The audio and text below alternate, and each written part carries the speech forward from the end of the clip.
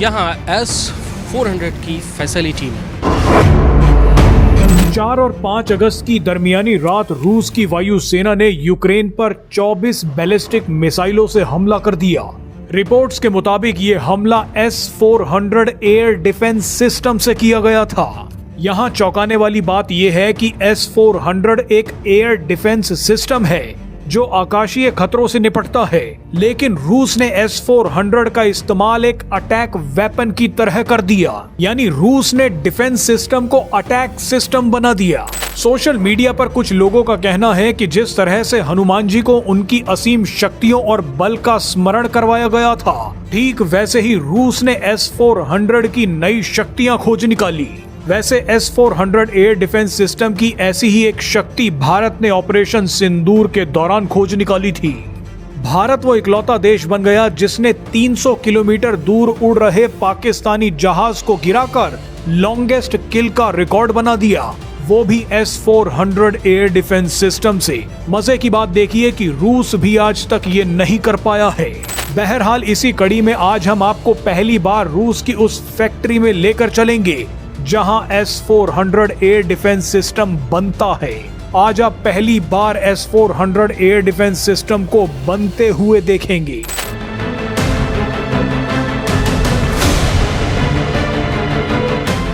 यहाँ S-400 की facility में किसी भी विदेशी चैनल को पहली बार यहाँ S-400 की फैसिलिटी में आने का मौका दिया गया।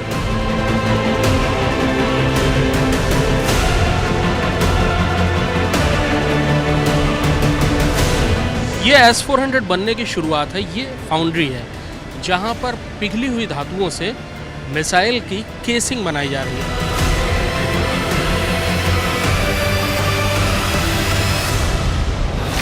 मेरे ठीक पीछे धातुएं एक के बाद एक गिर रही हैं मोल्ड्स में, पिघली हुई धातुएं, जिससे मिसाइल की केसिंग की बनाने की शुरुआत होगी।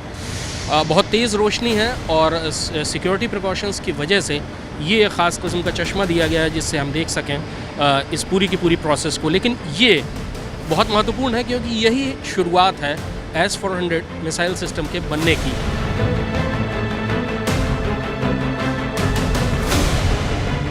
मेरे ठीक पीछे ये एक रेन चैम्बर है, यानी मिसाइल या ये जो मिसाइल डिफेंस सिस्टम के अलग अलग हिस्से हैं, ये भारी बरसात में किस तरह से रिएक्ट करेंगे, यहाँ इसकी टेस्टिंग हो रही है।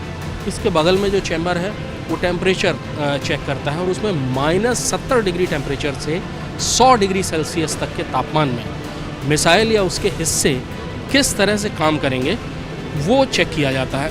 ये एक S-400 लॉन्चर है जिसको अभी टेम्परेचर चैम्बर से बाहर निकाला गया है। S-400 4 किलोमीटर से लेकर 400 किलोमीटर तक किसी भी आसमानी हमले से रक्षा प्रदान करता है। छोटे से छोटे हमले से लेकर बड़ी से बड़ी मिसाइलें या फाइटर एयरक्राफ्ट तक। इसको डिप्लॉय होने में 5 से 7 मिनट का ही वक्त लगता है और ये लॉन्चर इस समय डिप्लॉय होने के लिए तैयार है। अंदर से निकल के आया है -50 डिग्री टेम्परेचर पर अभी इसको टेस्ट किया गया है और अब ये लॉन्चर डिप्लॉय होने के लिए तैयार है। धीरे धीरे इसकी सारी जो मशीन्स हैं वो एक्टिवेट हो रही हैं और ये इतना भारी भरकम रॉकेट लॉन्चर अब लॉन्च होने के लिए तैयार है। ये सिस्टम -70 डिग्री से लेकर 100 डिग्री तापमान तक यानी भारत के हर इलाके में आसमान से होने वाले किसी भी हमले को असंभव बना देगा। S-400 जिस फैक्ट्री में बनती है उस फैक्ट्री का भी इतिहास बहुत दिलचस्प है।